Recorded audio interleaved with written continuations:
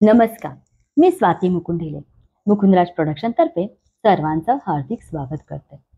नवरात्रीच्या 5व्या दिवशी स्कंदमातेचे स्मरण केले जाते. ऐहिक जीवनामध्ये स्वर्ग सुखाची अनुभूती देणारी, सर्वांचे कुशल मंगल करणारी कार्तिक स्वामींची आई म्हणजेच स्कंदमाता होय. तारकासुराने घोर तपस्या करून ब्रह्मदेवाकडून अमरत्व प्राप्त केले. त्यामुळे तो सर्वत्र धुमाकूळ घालत होता.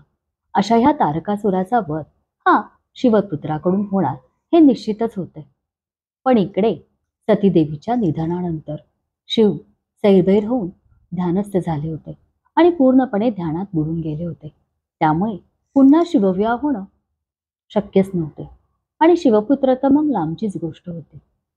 मग देवांनी कामदेवाच्या मदतीनं शिवपार्वतीचा विवाह घडवून आणला. शिवपार्वतीच्या या तेजातून स्कंदचा म्हणजेच कार्तिकेचा जन्म झाला. त्यावेळी शिवपार्वती दोघेही तप करत होते आणि या तपातून जे तेज निर्माण झाले होते हे सृष्टीला सहन होणार नाही याची सर्वांनाच कल्पना होती.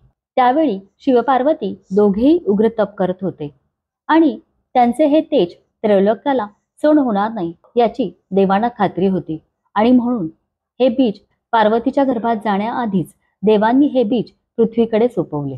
पृथ्वीला हे तेज सहन झाले नाही आणि त्यामुळे तिने हे तेज अग्नीकडे दिले.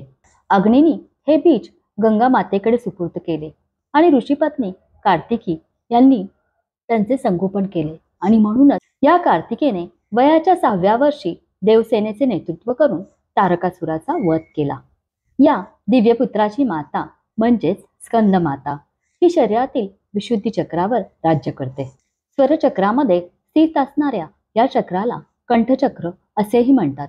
भावना व बुद्धी याचा समतोल या चक्राने साधला जातो.